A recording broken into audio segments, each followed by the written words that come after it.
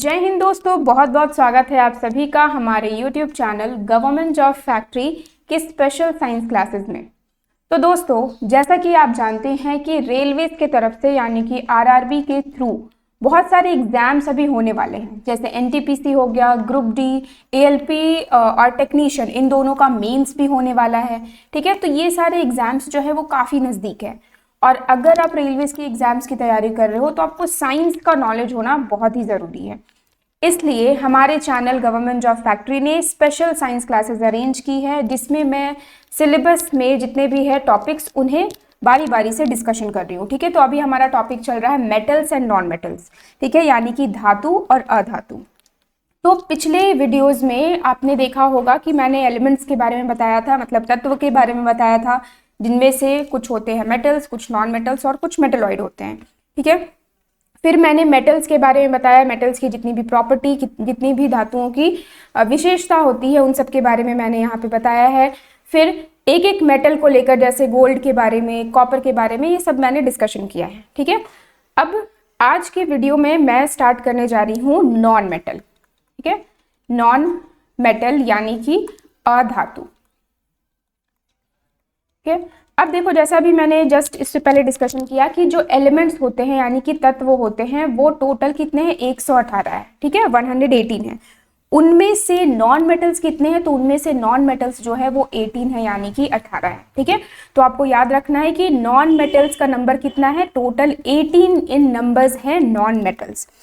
अब मैं प्रॉपर्टी से स्टार्ट करती हूँ, तो सबसे पहला यहाँ पे टॉपिक हो जा रहा है प्रॉपर्टीज, ठीक है, ऑफ नॉन मेटल्स, यानी कि अधातु की विशेषताएं। ठीक है, क्या क्या विशेषता है, जैसे हमने मेटल्स में डिस्कशन किया था वैसे मैं नॉन मेटल में भी बताती हूँ। तो सबसे पहला ये होता है कि नॉन मेटल्स जो हैं, ठीक है, non metals are found in all three states, in all three states, यानी कि ये सॉलिड, लिक्विड, गैस तीनों होते हैं। ठीक है, सॉलिड भी होते हैं, कुछ नॉन मेटल सॉलिड भी होते हैं, कुछ नॉन मेटल लिक्विड होते हैं और कुछ नॉन मेटल्स जो है वो गैसेस भी होते हैं। ठीक है, मतलब नॉन मेटल्स जो है वो कुछ सॉलिड है, कुछ लिक्विड है, कुछ गैसेस है। लेकिन यही चीज हमने मेटल में, धातु में क्या देखा था, धातु में हमने देखा था कि मेटल्स जो होते हैं वो सॉलिड होते हैं और एक एक्सेप्शन देखा था कि मर्क्यूरी जो है वो लिक्विड है।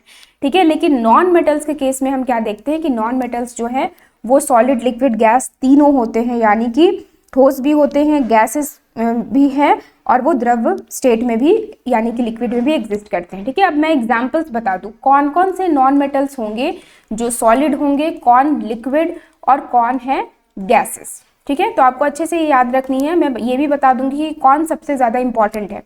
तो सॉलिड नॉन मेटल्स कौन कौन है, कार्बन, ठीक है, कार्बन जो डायमंड, ग्रेफाइट, ठीक है, इन सब के फॉर्म में रहता है, कोल, ठीक है, इसके फॉर्म में रहेगा। उसके बाद हो गया हमारा सल्फर, ठीक है, फिर है फॉस्फोरस।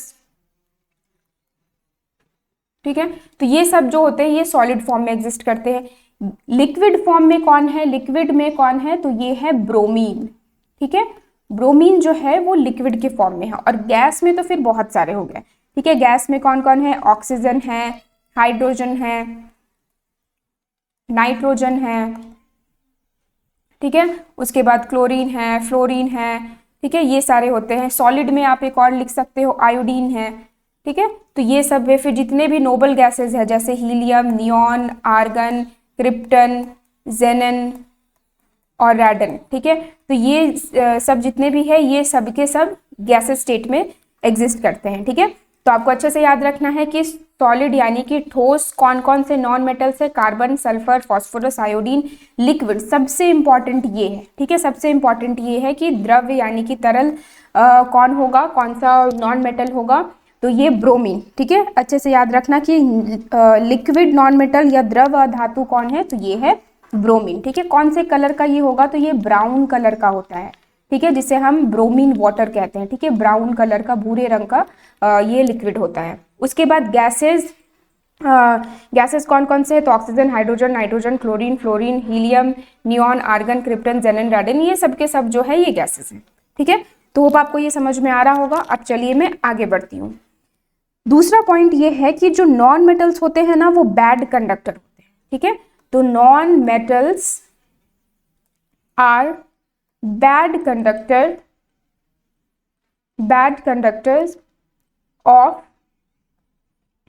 Electricity and heat. ठीक है, मतलब जो अधातु हैं वो गुड कंडक्टर नहीं है, जो अधातु हैं वो क्या होंगे, वो कुचालक होंगे। ठीक है, वो कुचालक होंगे, यानी कि इलेक्ट्रिसिटी को और हीट को, उष्मा को ये कंडक्ट नहीं कर सकते। ठीक है, अपने अंदर फ्लो नहीं करवा सकते।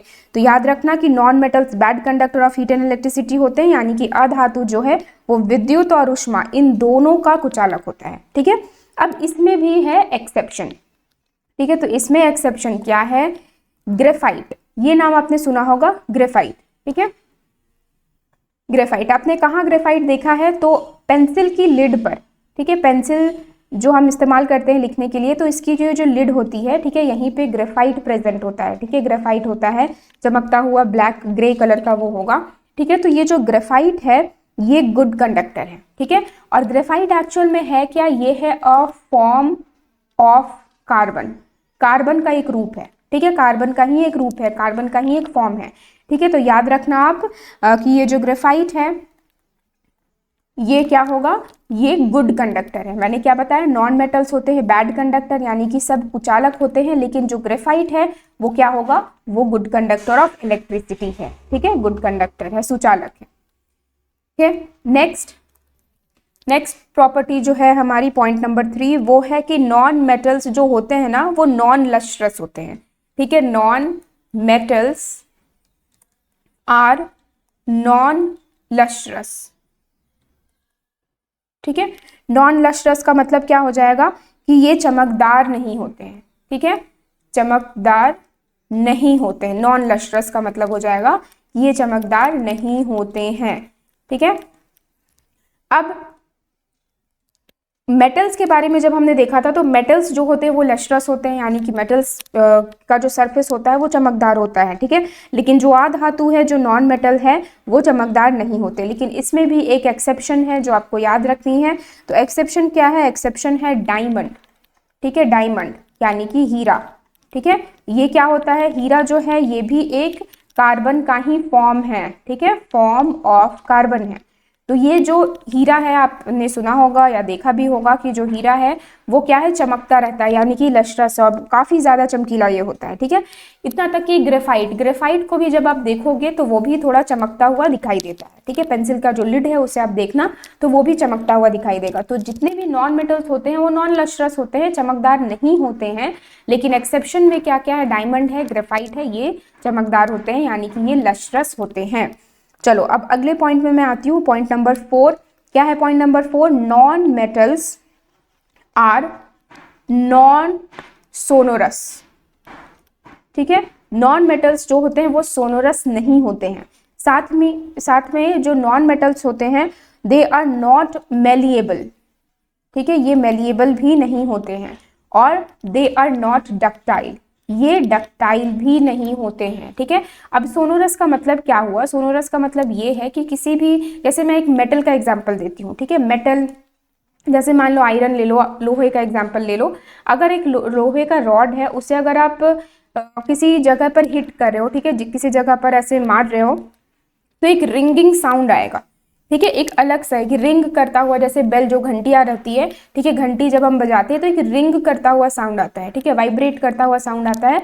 तो मेटल्स का ऐसा साउंड आएगा, लेकिन non metals are non sonorous, मतलब इनसे वो साउंड नहीं आता है। ठीक है, वो आवाज़ नहीं आती है। तो याद रखना है, जो अधातु होते हैं उनसे ये जो सोनोरिटी वाली साउंड है, ठीक है, रिंगिंग साउंड है, वो आवाज़ नहीं आती है। ठीक है, जब हम उसे हिट करेंगे। नेक्स्ट है दे आर नॉन मेलिएबल। ठीक है, मेलिएबल का मीनिंग हमने क्या देखा था, मेलिएबल का मतलब हो जाता है आघात वर्धनीय। ठीक है, तो ये जो है मेटल्स जो है, नॉन मेटल्स जो हैं, ये नॉन मेलिएबल है। ठीक है, नॉन मेलिएबल का मतलब क्या होता है कि इसे हम शीट में नहीं बदल सकते। ठीक है, शीट में, पतली चादर में नहीं बदल सकते। नेक्स्ट है डक्टाइल। डक्टाइल मेटल्स में हमने देखा था कि जो मेटल्स होते हैं वो डक्टाइल होते हैं, यानी कि इसे वायर में, इसे पतले तार में बदला जा सकता है। ठीक है, लेकिन नॉन मेटल जो होते हैं वो तन्ने नहीं होते हैं, यानी कि ये डक्टाइल भी नहीं है। ठीक है, तो अच्छे से आपको याद रखना है कि नॉन मेटल्स जो है वो सोनोरस भी नहीं है, मतलब वो रिंगिंग साउंड भी नहीं देते हैं, मेलिएबल भी नहीं है, यानी कि उनका शीट, उनकी चादर नहीं बन सकती, और डक्टाइल भी नहीं है, उनके वायर्स भी नहीं बन सकते हैं। ठीक है, लेकिन फिर से एक एक्सेप्शन है हमारे पास। क्या है वो एक्सेप्शन? तो एक्सेप्शन है कार्बन फाइबर। ठीक है, कार्बन फाइबर। ठीक है, कार्बन फाइबर क्या होता है? कार्बन फाइबर कार्बन का बना हुआ, मतलब एक पतले सा तार कह सकते हैं। ठीक है, ये तार के जैसा होता है या वायर के जैसा होता है।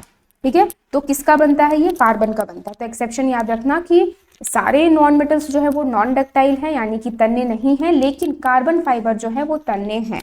ठीक है, उसका तार बन सकता है। नेक्स्ट प्रॉपर्टी में आती हूँ नंबर 5। अब इसमें मैं बताऊंगी कि सबसे ज्यादा रिएक्टिव नॉन मेटल कौन है और सबसे कम रिएक्टिव नॉन मेटल कौन है। ठीक है, तो मोस्ट रिएक्टिव नॉन मेटल, ठीक है, मोस्ट रिएक्टिव नॉन मेटल यानी कि सबसे ज्यादा क्रियाशील कौन होगा? ठीक है, सबसे अधिक क्रियाशील। ठीक है, सबसे अधिक क्रियाशील नॉन मेटल कौन सा है? ठीक है, तो ये होता है फ्लोरीन। अच्छे से आप याद रखो, ये है फ्लोरीन।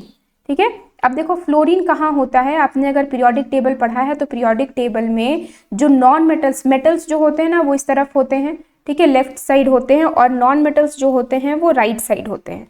ठीक है, और बीच में जो प्रेजेंट है वो भी मेटल्स ही हैं। तो खैर अभी मैं बात कर रही हूँ नॉन मेटल्स के बारे में। तो नॉन मेटल्स का जो 17th ग्रुप है, ठीक है, 17 ग्रुप है, इसमें से सबसे ऊपर में प्रेजेंट है फ्लोरीन। ठीक है, तो फ्लोरीन जो होता है ना, इसका सिंबल है F, ये सबसे ज्यादा रिएक्टिव नॉन मेटल है। ठीक है, सबसे अधिक क्रियाशील फ्लोरीन ही होता है। ठीक है, अब देखो ये इतना ज्यादा रिएक्टिव है ना कि ये हवा के साथ, पानी के साथ, एसिड के साथ, बेसिस के साथ, सब के साथ ये रिएक्ट कर सकता है। ठीक है, इतना तक कि ये नोबल गैसेस, जो इनर्ट गैसेस है, ठीक है, जो अक्रिय गैसेस है, उसके साथ भी रिएक्ट करता है। ठीक है, मैं बता दूं कि जो हमारे नोबल गैसेस हैं, ठीक है, नोबल गैसेस या जिसे हम इनर्ट गैसेस कहते हैं, ठीक है, इनर्ट गैसेस, या हिंदी में हम उसे अक्रिय गैसेस भी कहते हैं। तो ये जो गैसेस कौन कौन से हैं? हीलियम, नियॉन, आर्गन, क्रिप्टन, जेनन और रेडन। ठीक है, ये इतने होते हैं। अब इनमें ये जो है ना, ये इनर्ट है, मतलब ये किसी के साथ रिएक्ट नहीं करेंगे, किसी के साथ बॉन्ड नहीं बनाते। लेकिन फ्लोरीन जो है वो इतना ज्यादा रिएक्टिव है कि वो इस जेनन के साथ बॉन्ड बना देता है। ठीक है, मतलब आप सोच लो कि ये जितने भी गैसेस है ना, ये किसी के साथ भी रिएक्ट नहीं करते, लेकिन फ्लोरीन की रिएक्टिविटी इतनी ज्यादा है कि वो जेनन के साथ रिएक्ट कर लेता है। ठीक है, तो आपको ये पॉइंट बहुत अच्छे से याद रखना होगा कि fluorine is so much reactive that it can form compound with inert gas xenon। ठीक है, तो फ्लोरीन इतना ज्यादा रिएक्टिव है कि वो जेनन के साथ कंपाउंड बनाता है। ठीक है, कौन सा कंपाउंड बनाता है? तो XeF4।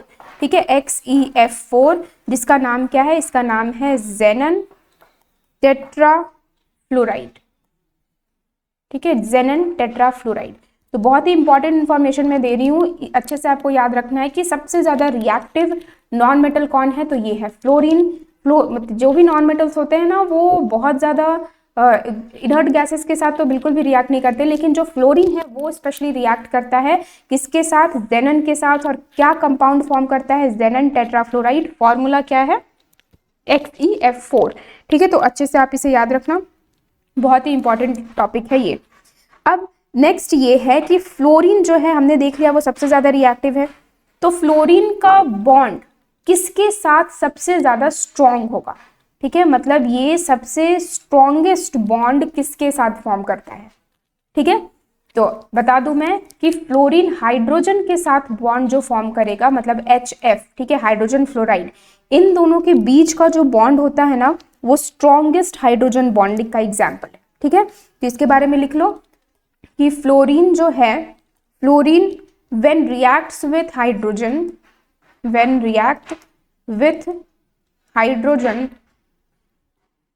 it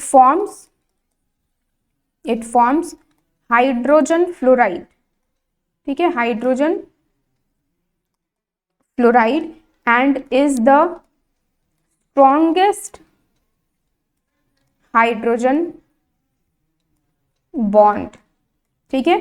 तो अच्छे से आप याद रखना कि हाइड्रोजन, अगर कभी भी क्वेश्चन में पूछा जाए कि हाइड्रोजन बॉन्ड जो है उस मतलब सबसे स्ट्रॉन्गेस्ट का एग्जाम्पल क्या होगा, तो हाइड्रोजन फ्लोराइड, ठीक है। फॉर्मूला क्या हो गया, HF, H और F, ठीक है। इसके बीच में जो बॉन्ड प्रेजेंट है इसका नाम होगा कोवैलेंट बॉन्ड, ठीक है, ये भी याद रखना, ठीक है। हाइड्रोजन बॉन्ड्स तो कोवैलेंट बॉन्ड होते ही हैं, तो कोवैलेंट बॉन्ड प्रेजेंट है हाइड्रोजन और फ्लोरीन के बीच में जो बहुत ही ज्यादा स्ट्रांग होता है, ठीक है। जैसे हाइड्रोजन जो है वो क्लोरीन के साथ भी बन रहा है HCl, ठीक है, हाइड्रोजन आयोडीन के साथ भी बन रहा है, हाइड्रोजन ऑक्सीजन के साथ भी रिएक्ट कर रहा है, हाइड्रोजन नाइट्रोजन के साथ भी रिएक्ट कर रहा है, लेकिन ये सारे जो बॉन्ड्स है ये उतने ज्यादा स्ट्रांग नहीं होते, ठीक है। स्ट्रांग ये भी है लेकिन उतना नहीं है, लेकिन ये जो हाइड्रोजन फ्लोराइड है ना ये स्ट्रॉन्गेस्ट बॉन्ड फॉर्म करता है, ठीक है, स्ट्रॉन्गेस्ट हाइड्रोजन बॉन्ड का ये एग्जाम्पल होगा, ठीक है। तो अच्छे से आपको याद रखना है। तो जब भी क्वेश्चन आए कि सबसे ज्यादा रिएक्टिव नॉन मेटल कौन है, अधातु सबसे ज्यादा क्रियाशील कौन है, तो फ्लोरीन है, और फ्लोरीन जेनन के साथ एक इनर्ट गैस, एक अक्रिय गैस के साथ भी रिएक्ट करके XeF4 फॉर्म कर रहा है, और फ्लोरीन हाइड्रोजन के साथ बॉन्ड जब बनाता है तो वो स्ट्रॉन्गेस्ट हाइड्रोजन बॉन्ड है, ठीक है। अब चलो नेक्स्ट में आती हूँ कि जो लीस्ट नॉन मेटल कौन होगा, ठीक है, लीस्ट रिएक्टिव नॉन मेटल, ठीक है, लीस्ट रिएक्टिव नॉन मेटल मतलब सबसे कम क्रियाशील कौन होगा, ठीक है, अधातु में सबसे कम क्रियाशील, ठीक है। तो ये कौन है, तो ये है हमारा हीलियम, ठीक है, हीलियम He, इसका सिंबल क्या है He। हीलियम जो है ये सबसे कम क्रियाशील है, या least non reactive non metal इसे कह सकते हैं हम, ठीक है। अब ये हीलियम आप कहाँ देखोगे, तो पीरियोडिक टेबल में, ठीक है, पीरियोडिक टेबल के एकदम लास्ट वाले कॉलम के सबसे ऊपर आप देखोगे हीलियम, ठीक है। हीलियम का जो एटॉमिक नंबर है ना वो 2 है, मतलब दूसरे नंबर पे आता है। हमने क्या पढ़ा कि 118 एलिमेंट्स हैं, तो दूसरे नंबर पे ही हीलियम आता है, हाइड्रोजन के बाद हीलियम आता है, ठीक है। अब हीलियम को कहाँ इस्तेमाल किया जाता है, तो बलून्स में, ठीक है, गुब्बारों में इसे भरने में काम आता है, ठीक है। जो आर्टिफिशियल रेस्पिरेशन होती है, ठीक है, आर्टिफिशियल रेस्पिरेशन जिसे हम कृत्रिम श्वसन भी कह सकते हैं, तो इसमें भी हीलियम का इस्तेमाल किया जाता है, हीलियम गैस का इस्तेमाल किया जाता है, ठीक है। हीलियम गैस को हम और क्या कह सकते हैं, इसे हम इनर्ट गैस कह सकते हैं, यानी कि अक्रिय गैस भी कहते हैं, ठीक है। तो ये सारी इंफॉर्मेशन आपको याद रखनी है, ठीक है। लीस्ट रिएक्टिव नॉन मेटल, सबसे कम रिएक्टिव नॉन मेटल कौन है, हीलियम है। कहाँ होता है ये, तो ये पीरियोडिक टेबल के एकदम लास्ट वाले कॉलम के सबसे टॉप पे है। कहाँ कहाँ हम इसका इस्तेमाल करते हैं, तो हीलियम बलून आपने सुना होगा, ठीक है, जो गुब्बारों में भरे जाते हैं हीलियम गैस। उसके बाद आर्टिफिशियल रेस्पिरेशन, कृत्रिम श्वसन में भी इसका इस्तेमाल किया जाता है, ठीक है। चलो अब नेक्स्ट पॉइंट में आती हूँ, जो आज का लास्ट टॉपिक है, मोस्ट एबंडेंट नॉन मेटल, ठीक है, मोस्ट एबंडेंट